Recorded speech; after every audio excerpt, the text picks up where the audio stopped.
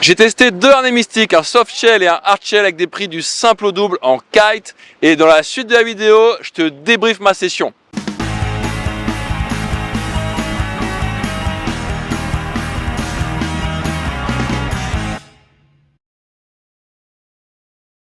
Salut les copains et bienvenue sur la Water Sport Zone. Aujourd'hui je suis au Portugal avec Viana do Castelo et j'ai décidé de comparer en fait deux harnais, parce que les harnais de kite ça a vachement évolué, ils sont proposés aujourd'hui avec des technologies très différentes qui entraînent des différences de prix massives.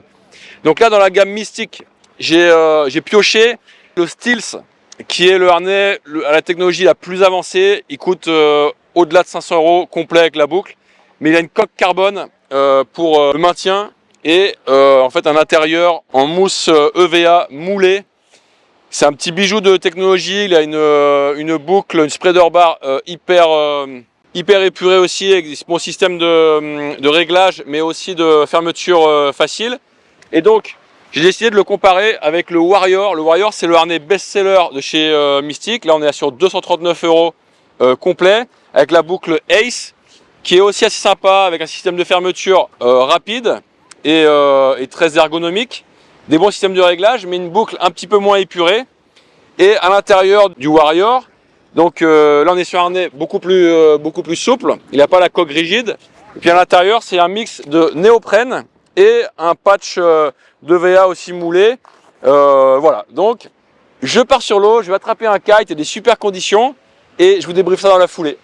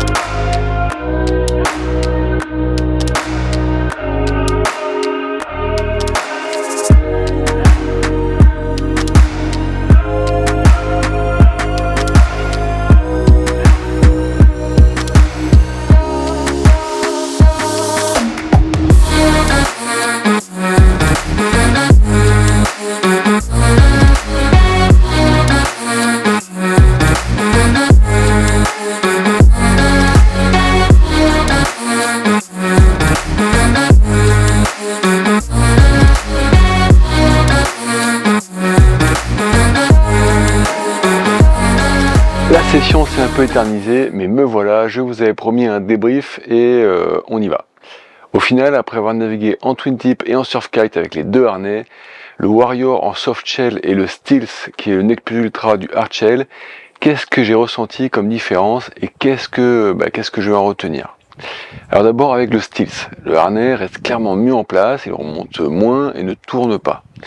Le Stealth propose un feeling plus direct, plus ferme, c'est lié sans doute aussi à son intérieur en EVA moulé, et comme il est rigide et qu'il ne bouge pas, le maintien est non seulement supérieur, mais en plus il est plus constant. Le VA aide aussi à ce que le harnais ne glisse pas sur la peau ou sur la combi. Sur les longs bords, c'est aussi clairement plus confort, la forme du harnais est plus constante, donc les pressions sont plus réparties. Idem, quand tu es toilé en twin tip et que ça tire fort, le maintien du Stealth est vraiment appréciable. En termes de liberté, à aucun moment je me suis senti encombré. Donc vraiment, super agréable ce harnais Stealth. Un petit mot quand même sur la boucle qui est hyper classe, épurée, elle ne remonte pas non plus et elle est hyper stable. Et aussi le système de fermeture de la boucle est facile et efficace. Petit bonus du Stealth, il ne se gorge pas d'eau en raison du matériau EVA moulé à l'intérieur et sèche vite, ce qui est pratique pour le mettre dans un sac avec d'autres affaires. Avec le Warrior, en fait ici j'ai eu un feeling d'un harnais plus souple, moins ferme. On sent que le harnais bouge plus autour de la taille ou le long du dos, qu'il travaille plus au niveau de sa forme. En fait il s'adapte aussi des fois un peu plus à notre morphologie. Le maintien pour sa part est clairement moins constant. À certains moments les points de tension sont moins répartis, mais à d'autres moments ils sont plus diffus. Ça dépend des moments. Sur les longs bords, le harnais travaille plus et se déforme un peu. Si on enchaîne les sauts, il remonte aussi un peu plus vite, etc. Si on navigue en toe side, le Warrior va tourner un peu autour de la taille aussi, ce qui est plutôt un point positif pour certains riders. Au niveau de la boucle, c'est moins épuré, moins joli, mais toujours efficace et facile à l'usage. Alors là, j'ai donné des points, presque on aurait pu croire que c'est négatif, mais pour autant, le Warrior reste un super harnais, et quand tu navigues avec, même en ayant essayé le Stealth juste avant, ce qui n'est pas neutre, tu te dis pas, la plaie de supporter ce harnais. Franchement, ça reste un harnais super confortable, avec un bon niveau de maintien, de confort et d'ergonomie. Ce n'est pas non plus un harnais low cost au rabais, et c'est largement suffisant pour naviguer, même régulièrement. Après, le Stealth, si on en a les moyens, et que l'on veut se faire plaisir, c'est juste la Rolls Royce du harnais ceinture. Moi perso, si j'en ai les moyens et que je dois en choisir qu'un seul, ce sera clairement le Stealth, car il se cale mieux sur moi, ne remonte pas, et j'aime le feeling direct qu'il offre. Sa boucle spreader bar est top, et évidemment, ça ne gâche rien. Pour autant, pour la moitié du prix, le Warrior est aussi un très bon harnais. Mais les harnais, c'est vraiment très personnel. Ce qui est valable pour moi est pas forcément valable pour quelqu'un d'autre avec une morphologie différente. Certes, il y a quand même des grandes règles génériques, et quelque part, heureusement que le Stealth est mieux que le Warrior, il y a quand même une différence de prix du simple au double. Et ça marchera pas pour tout le monde. Pour certains, le meilleur harnais restera le Warrior. Donc moi, je vous ai partagé mon feedback, ce que j'ai ressenti en testant vraiment l'un après l'autre sur l'eau dans une même session, dans les mêmes conditions.